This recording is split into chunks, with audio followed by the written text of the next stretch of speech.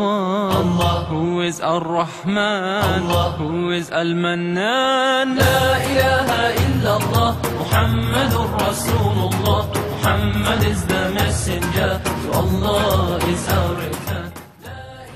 আল্লাহর ঘর বায়তুল্লাহ দর্শন একান্ত সৌভাগ্যের। যিনি সরাসরি দেখেছেন তিনি সৌভাগ্যবান। স্থির বা চলচ্চিত্রে কাবা ঘরের দৃশ্যাবলী আমরা প্রায় সবাই দেখে থাকি। আসুন মক্কা শরীফ সম্পর্কে আরেকবার জেনে নেই, দেখে নেই এর ঐতিহাসিক স্থানসমূহ।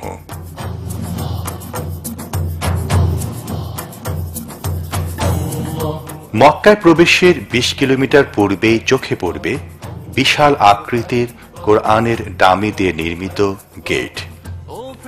৪৮ মিলিয়ন রিয়াল, প্রায় ৭৫ কোটি টাকায় নির্মাণ করা হয়েছে গেটটি। রাতে এটি সুদৃশ্য আকার ধারণ করে। মক্কা শরীফে প্রবেশ মুখের এই গেটটি আপনাকে নিয়ে যাবে স্মৃতিময় এক জগতে। لا إله إلا الله محمد رسول الله Muhammad is the messenger to Allah is our return لا إله إلا الله محمد رسول الله Muhammad is the messenger to Allah is our return لا إله إلا الله محمد رسول الله لا إله إلا الله محمد رسول الله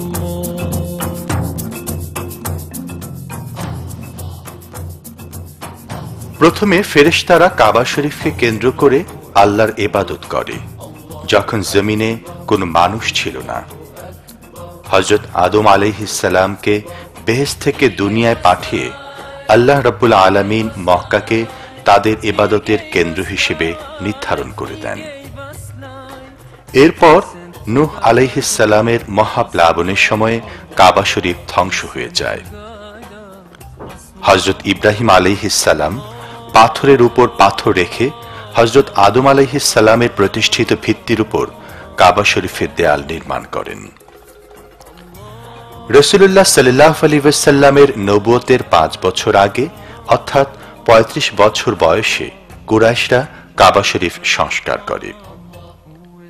হিজরি ৬৪ সালের ১৫ই জুমাদুল উলা শনিবার হযরত আব্দুল্লাহ বিন জুবায়ের রাদিয়াল্লাহু তাআলা আনহু কাবা শরীফ পুনর্নির্মাণ করেন।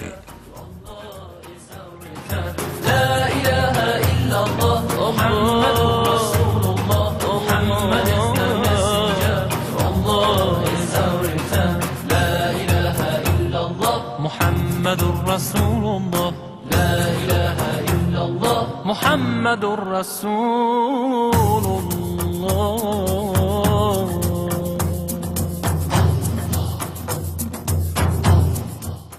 আজকে আমরা যে মসজিদে হারাম দেখছি তা বহু সংস্কার ও পরিবর্তনের সিঁড়ি অতিক্রম করে বর্তমান পর্যায়ে পৌঁছেছে। বর্তমান হারাম শরীফে তুর্কি সুলতান সেলিমের নির্মাণ কাজের কিছু স্মৃতি ব্যতীত অন্য সবই সংস্কার করা হয়েছে। ১৩৪৪ হিজরিতে অর্থাৎ ১৯২৩ সালে বাদশাহ আব্দুল আজিজ মসজিদে হারামে প্রয়োজনীয় সংস্কার করেন। দেয়াল ও স্তম্ভের ত্রুটি বিচ্যুতিগুলো দূর করেন। ১৯২৫ সালে মসজিদে হারামের অবশিষ্ট সংস্কার কাজও সম্পন্ন করেন। মসজিদে হারামে তখন ৫০,০০০-এর বেশি লোকের নামাজ পড়ার সংকুলান হতো না। এর ফলে মসজিদে হারামের সম্প্রসারণের প্রয়োজন অনুভূত হয়। বাদশাহ আব্দুল আজিজ ১৯৫৩ সালে ইন্তেকাল করেন। ১৯৫৫ সালে তার ছেলে সৌদ বিন আব্দুল আজিজ সম্প্রসারণ কাজ শুরু করেন। ২০ বছর পর ১৯৭৫ সালে এর নির্মাণ কাজ শেষ হয়। সম্প্রসারণের আগে মসজিদের আয়তন যেখানে ছিল ১৯,১২৭ বর্গমিটার, বেসমেন্ট সহ তিনতলা মসজিদের তখন আয়তন দাঁড়ায় ১,৬০,১৬৮ বর্গমিটার। এ সময় মসজিদের দেয়ালের ভিতরে ও বাইরে মার্বেল পাথর লাগানো হয়। এতে ২ লাখ বর্গমিটার সাদা ও বিভিন্ন রঙের মার্বেল ও কৃত্রিম পাথর এবং ১,৭৫,০০০ বর্গমিটার টাইলস লাগানো হয়। এই সম্প্রসারণ কাজে প্রায় 622 মিলিয়ন রিয়াল ব্যয় হয়। এর ফলে তখন 4 লাখ লোক একসাথে নামাজ পড়তে পারতেন। 1983 সালে বাদশাহ ফাহাদ বিন আব্দুল আজিজের সময় মসজিদে হারামের পুনঃসংস্কার শুরু হয়। এই সংস্কারের ফলে বর্তমানে প্রায় 10 লক্ষ মুসলমান একসাথে নামাজ আদায় করতে পারেন। মহান রব্বুল আলামিনের কাছে কাবা শরীফের গুরুত্ব অপরিসীম। আল্লাহ পাক কোরআন মজিদে উল্লেখ করেছেন, জাআলাল্লাহুল কা'বাতাল বাইতাল হারাম কিয়ামাল লিন-নাস। আল্লাহ কাবা শরীফকে সম্মানিত ঘর এবং মানুষের টিকে থাকার কারণ হিসেবে সৃষ্টি করেছেন। হযরত মুয়াবিয়া বিন আবু সুফিয়ান রাদিয়াল্লাহু তাআলা আনহু থেকে বর্ণিত, রাসূলুল্লাহ সাল্লাল্লাহু আলাইহি ওয়াসাল্লাম বলেছেন, যে ব্যক্তি কাবা শরীফের পেছনে দাঁড়িয়ে দোয়া করে তার দোয়া কবুল হয় এবং সে মায়ের পেট থেকে সদ্য ভূমিষ্ঠ নবজাত শিশুর মতো নিষ্পাপ হয়ে যায়। কাবা শরীফে নামাজ পড়লে অন্য জায়গার তুলনায় 1 লাখ গুণ সওয়াব বেশি হয়।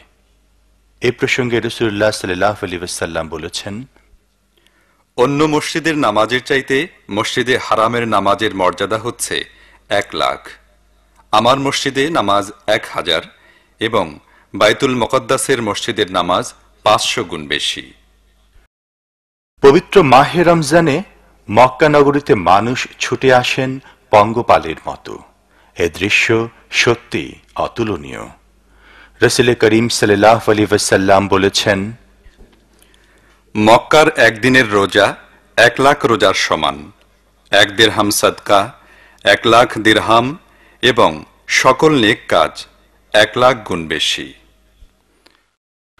আল্লাহর ঘরের দিকে শুধু তাকিয়ে থাকাও সওয়াবের। বলা হয়েছে, প্রতিটি দিন ও রাতে এই বায়তুল্লাহে 120টি রহমত নাজিল হয়। এর মধ্যে 60টি হচ্ছে তাওয়াফকারীর জন্য, 40টি হচ্ছে এই ঘরের নামাজীদের জন্য এবং 20টি হচ্ছে এই ঘরের প্রতি নজরকারীদের জন্য। কাবা শরীফে তাওয়াফের গুরুত্ব অপরিসীম। রাসূলুল্লাহ সাল্লাল্লাহু আলাইহি ওয়াসাল্লাম বলেছেন, যে ব্যক্তি বাইতুল্লাহ শরীফে 7 চক্কর তাওয়াফ করবে, মাকামে ইব্রাহিমের পিছনে 2 রাকাত নামাজ পড়বে এবং জমজমের পানি পান করবে, তার গুনাহ যত বেশি হোক না কেন তা মাফ করে দেয়া হবে। হজের মৌসুমে লক্ষ লক্ষ মুসলমানের লাব্বাইক আল্লাহুম্মা লাব্বাইক ধ্বনি এক পবিত্র অনুভূতি সৃষ্টি করে। لبيك لا شريك لك لبيك إن الحمد والنعمة لك والملك لا شريك لك لبيك اللهم لبيك لبيك لا شريك لك لبيك إن الحمد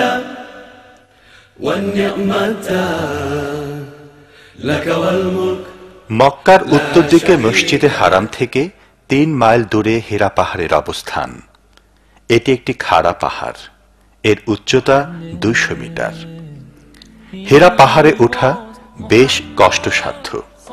আঁকাবাঁকা পথ বেয়ে উঠতে হয়, সতর্কভাবে পা ফেলতে হয়। নিচ থেকে সর্বোচ্চ চূড়ায় পৌঁছতে 1 ঘন্টারও অধিক সময় লেগে যায়। He was Muhammad sallallahu alayhi wa sallam. Muhammad